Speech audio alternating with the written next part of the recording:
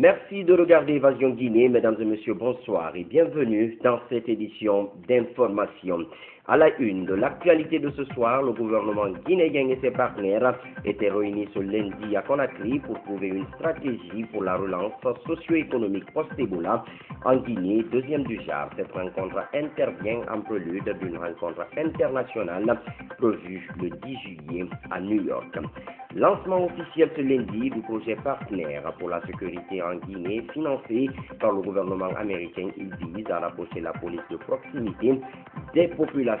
Dans le cadre de son programme intitulé Investir dans l'éducation, la société MTN a remis ce lundi des kits scolaires à l'ENI de Conakry. C'est un programme qui permettra de développer l'éducation nationale. Mesdames et messieurs, une fois encore, bonsoir et bienvenue. Quelle stratégie pour la relance socio-économique post-Ebola en Guinée? Le sujet était au centre d'une rencontre ce lundi entre le gouvernement guinéen et ses partenaires au cas de Bellevue. Il s'agit d'énumérer les besoins financiers pouvant permettre de surmonter les répercussions de l'épidémie sur le pays. Cette concertation, deuxième du genre, se tient en prélude d'une rencontre internationale sur le relèvement des 3 États affectés par la maladie le 10 juillet prochain à New York. C'est le Premier ministre chef du gouvernement, Mohamed Saïd Fofana, qui a présidé la cérémonie. Reportage Abdourahmane Ba. La relance socio-économique post-Ebola 2015-2017 en Guinée, le gouvernement et ses partenaires bi- et multilatéraux dans un élan coordonné définissent une réponse plus adaptée pour satisfaire aux besoins des victimes d'Ebola, également donner une impulsion à la relance de son économie et renforcer les secteurs comme la santé, l'agriculture, sur lesquels les conséquences causées par Ebola se sont fait plus ressentir. Aujourd'hui, le contexte de la crise de la maladie à virus Ebola, ainsi que les enjeux et les défis de l'après-crise, nous amènent à nous concerter de nouveau autour de la stratégie post-Ebola. Chers partenaires, nos attentes sont grandes pour cette ultime étape. Elle est en effet l'aboutissement d'un long processus qui doit être consacré par des engagements financiers à la hauteur de nos besoins. Pour la mise en œuvre de son plan de relance post-Ebola, le besoin financier de la Guinée se chiffre à 1,534 milliard de dollars. Mais pour l'obtention de ce financement, les partenaires ont insisté sur la nécessité d'accélérer la riposte en vue de limiter les dégâts de l'épidémie, mais pas seulement.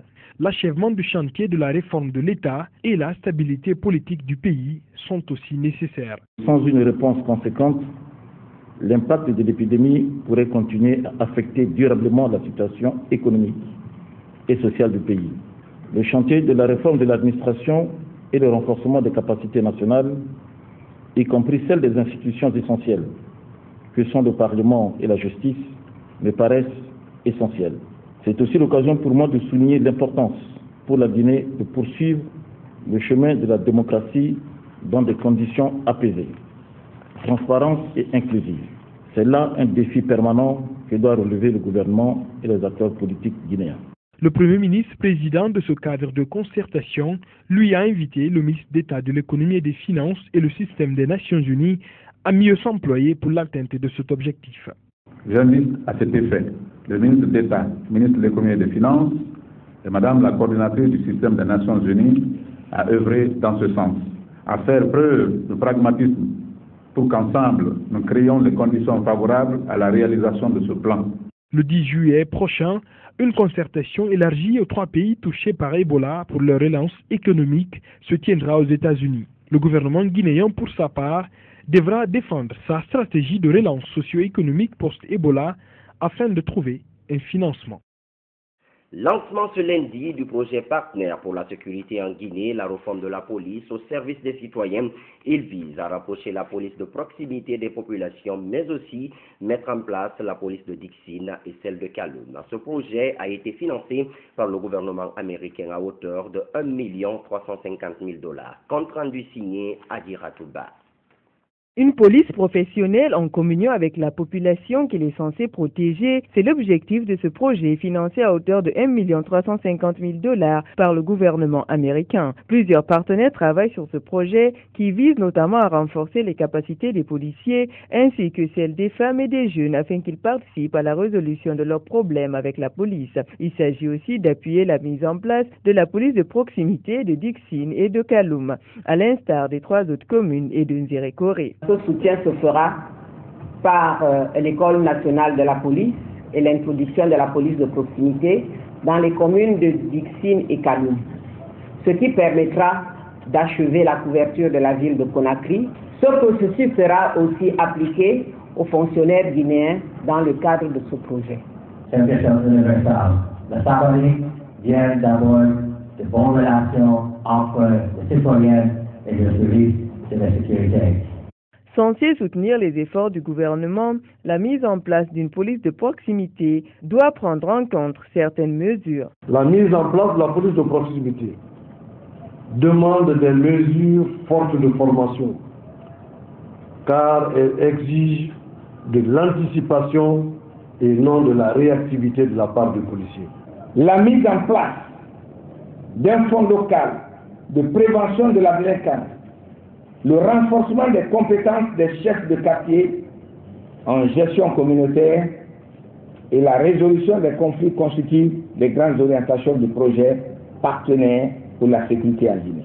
La signature de l'accord entre le ministre de la Sécurité et l'ambassadeur des États-Unis a mis fin à la cérémonie. Les anciens travailleurs de la société Ferralux, licenciés en 2011, réclament le paiement de leur indemnité. Ils accusent le président de la Cour constitutionnelle d'avoir rétracté l'arrêt de la Cour d'appel de Conakry. Le point avec Mfali Guilavogui. Les anciens travailleurs de la société Ferralux sont en colère. Ils sont venus rencontrer le procureur général à propos de leur licenciement en 2011. Au nombre de 194, ces personnes ont fait recours à l'inspection générale du travail qui a tenté sans succès de concilier les deux parties avant de renvoyer l'affaire au tribunal du travail, puis à la Cour d'appel de Conakry et à la Cour suprême.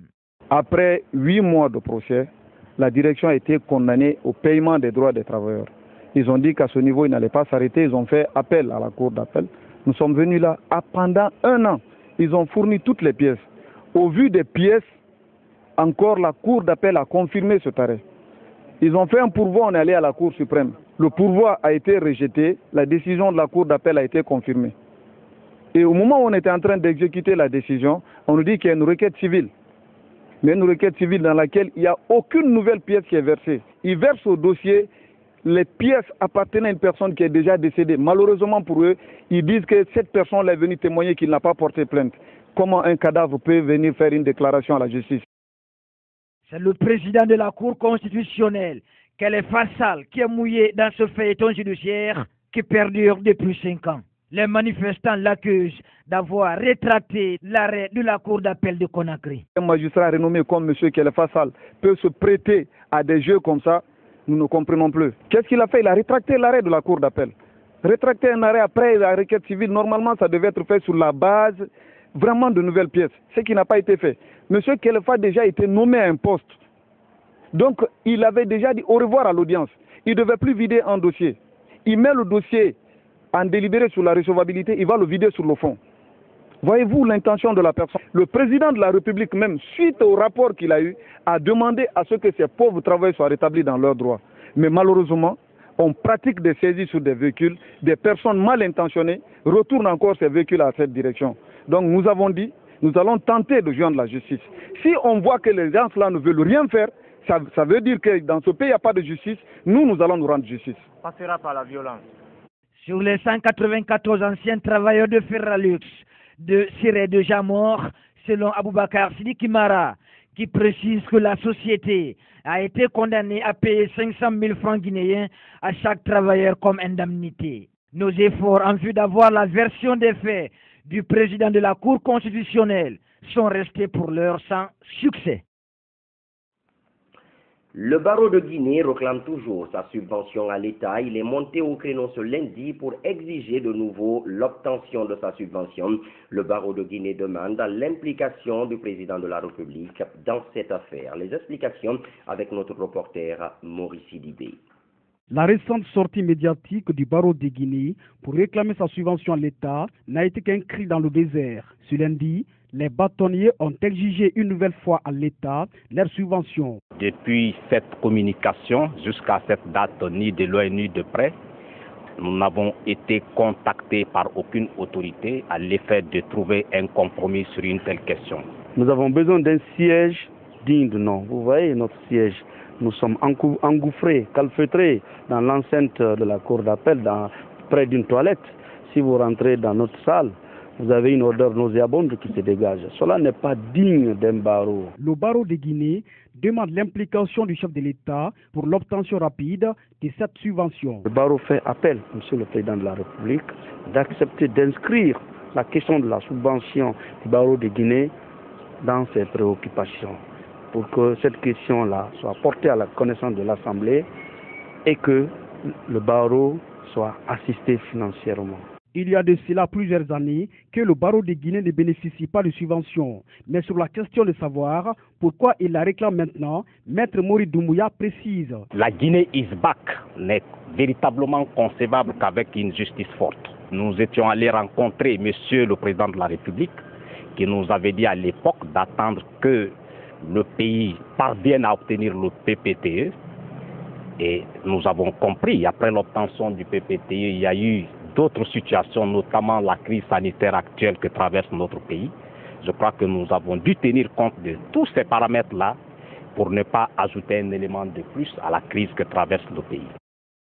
Il faut signaler que si rien n'est fait, un nouveau bras de fer risque de s'installer entre l'État et le barreau de Guinée suite à cette affaire de subvention. Un jeune lycéen de 24 ans avait été froidement assassiné à Kakossa, une sous-préfecture de Forêt-Karia, le 24 février 2014. Les instructions dans cette affaire judiciaire ont commencé ce lundi à la cour d'appel de Conakry. Manian Kandé, reportage. Saïdouba Silla, âgé de 24 ans, a été froidement assassiné le 24 février 2014. Un assassinat survenu lors d'un conflit domanial qui s'est produit à Kakossa, une sous-préfecture de Forêt-Karia. Les instructions dans ce dossier judiciaire à la cour d'appel de Conakry ont commencé ce lundi. Mon client a été froidement assassiné le 24 février 2014 à Kakossa. C'est une sous-préfecture de Forêt-Karia. Il est mort dans des conditions vraiment effroyables. Les images en font foi. Les présumés auteurs de ce crime ont été mis aux arrêts par la police judiciaire. Des personnes ont été arrêtées, une quinzaine, et il y a 6 parties civiles, et la procédure suit son cours normal. L'instruction est secrète. C'est un dossier qui est devant la chambre d'accusation, de mise en accusation, seconde juridiction d'instruction. Donc, on suit le cours normal de la procédure. Je ne pourrais rien vous dire en ce qui concerne le fond du dossier. Pour le moment, aucune date n'a été encore fixée pour le début du procès. L'atelier de formation sur le leadership des jeunes face à la prévention des conflits et la consolidation de la paix a pris fin ce week-end dans la capitale guinéenne. Plusieurs modules comme la technique et le langage de prévention des conflits étaient au centre de cette session de formation de 2 jours à l'intention des jeunes. Elle a été organisée par l'ONG Leadership Jeunes pour la paix et le développement en Afrique. Compte rendu signé Santifori Souma. Comment prévenir les conflits et consolider la paix en cette année électorale? Le sujet a réuni pendant 2 jours à l'espace Blue Zone de Kaloma plusieurs jeunes venus des différents partis politiques et du conseil régional de la société civile. Le représentant de l'UFDG, très ravi, a promis de restituer les messages reçus au sein de son parti politique. Une fois dans la fédération ou dans le quartier, je serai obligé de restituer à la base. C'est d'être responsable, de se soucier de l'avenir de ce pays et d'accepter la formation et de faire le dialogue entre jeunes. Durant 2 jours, les participants ont bénéficié d'une formation en technique et langage de prévention des conflits, comme l'indique le formateur. Il fallait préparer les jeunes qui sont les plus concernés. Ce sont eux qui sortent quand il y a des grèves, ce sont eux qui sont utilisés quand il y a des agissements. Donc, s'ils sont mieux préparés, ils peuvent non seulement anticiper les crimes, mais privilégier le dialogue. Pour sa part, le président de l'ONG Leadership Jeune pour la paix et le développement en Afrique, le GEPAD, a demandé à tous les participants de véhiculer les messages une fois arrivés dans les quartiers et communes avant de lancer un appel à l'endroit des autorités. Nous allons les accompagner sur le terrain, nous allons maintenir le contact avec eux et former une plateforme des jeunes capables d'agir en tant qu'ambassadeurs de paix sur le terrain dans le cadre de la prévention des conflits et la consolidation de la paix. Des partenaires au développement, nous les demandons de nous accompagner parce que le combat que nous sommes en train de mener, c'est un combat qui intéresse la vie de notre nation. Cette dernière journée a pris fin par la remise des attestations aux bénéficiaires. Des prières et bénédictions ont été aussi dites pour une sortie de crise politique en Guinée. La société civile guinéenne en pleine œuvre pour la réussite de sa mission, celle d'être une société civile exemplaire. Ce lundi, le comité technique de cette société civile a fait l'état d'avancement et les perspectives des états généraux de la société civile guinéenne. Néné Oumou Baldé, reportage. Les acteurs de la société civile guinéenne ont entamé depuis novembre 2014 un processus de consultation citoyenne visant à restaurer la crédibilité et la légitimité de leurs institutions sociales auprès des citoyens, des pouvoirs publics et des partenaires techniques et financiers. Après des activités menées dans ce cadre, le comité technique des états généraux de cette société a jugé nécessaire de rendre public l'état d'avancement du processus. État d'avancement. Ils ont regroupé les représentants de 767 organisations de la société civile guinéenne, aussi bien à Conakry qu'à l'intérieur du pays, du 18 novembre 2014 au 15 mars 2015. Un comité d'initiative regroupant les représentants de toutes les familles d'acteurs a été constitué le 18 décembre 2014 pour prendre le relais de la PQ. Il a permis le 26 mars 2015 la validation des résultats de la première phase. Le comité de pilotage des états généraux de la société civile guinéenne a été mis en place lors d'un atelier tenu du 28 au 29 mai 2015 à Kindia, en présence d'environ 80 représentants des organisations de la société civile. Sur la même lancée, le comité technique sous la coordination du comité de pilotage des états généraux de la société civile guinéenne envisage dans les jours qui suivent de procéder à l'enquête en ligne. Des consultations pilotes seront organisées dès la fin de ce mois dans la région de Mamou. Des consultations préfectorales, communales et des ateliers de synthèse seront organisés sur toute l'étendue du territoire national, y compris la diaspora. Lors de cette conférence, Youssouf Sarandonzo a déploré l'absence de certaines structures fêtières dans ce processus, notamment le CNOX. À la phase où nous ne sommes plus à un niveau où c'est une question liée au CNOX, CONASOC, PQT. On a dépassé ce stade. Nous sommes à un niveau où la société civile guinéenne est appelée à faire une prise de conscience sur son fonctionnement afin de voir comment est-ce qu'elle peut contribuer efficacement dans le développement de ce pays. La société MTN vole au secours de l'école guinéenne. Elle vient d'offrir des kits scolaires à l'école normale d'instituteurs de Conakry ENI. Le geste s'inscrit dans le cadre de son programme intitulé Investir dans l'éducation, un programme qui vise à développer l'éducation nationale. Les précisions avec notre reporter Isiaga Diakiti. Investir dans l'éducation, un programme qui consiste à offrir des fournitures scolaires et d'outils informatiques aux élèves et encadreurs des différentes écoles de la capitale. Il marque la fin des 21 jours de Yellow Car. L'une des étapes de cet acte de bienfaisance est l'école normale d'instituteurs de Conakry qui a bénéficié des cartons contenant des livres et une salle informatique de dernière génération. Si vous voulez contribuer donc durablement et efficacement à l'éducation dans un pays, il faut commencer par ceux-mêmes qui sont les acteurs de cette éducation-là, et donc c'est les instituteurs. Et aujourd'hui, l'éducation, c'est les nouvelles technologies. La vie, c'est les nouvelles technologies. Et donc, on a trouvé tout à fait normal de leur apprendre donc à intégrer ces systèmes d'éthique dans leur enseignement. Quant au directeur général de l'Institut, il a promis aux donateurs de l'utilisation de ces kits à bon escient. Soyez rassurés que les générations de leurs maîtres qui vont bénéficier pour toujours de cet apport continueront à diffuser votre esprit de bienveillance dans les villages les plus reculés de la Guinée profonde, où ils seront en poste pour que vive et prospère à jamais MTN Guinée. De son côté, le ministre d'État chargé des postes de télécommunications a demandé à la société de multiplier ces genres d'actions. Aujourd'hui, les jeunes, les écoliers sont les premiers bénéficiaires des nouvelles technologies de l'information. Il n'y a pas de raison qu'on ne les accompagne pas dans leur système éducatif. Donc j'encourage MTN et je les félicite. J'aimerais que l'an prochain, que des actions soient plus grandes que celles de cette année. Il ne faudrait pas qu'ils arrêtent à mi-chemin, car la chose la plus vilaine dans le monde, c'est un travail qui commençait et qui n'est pas terminé.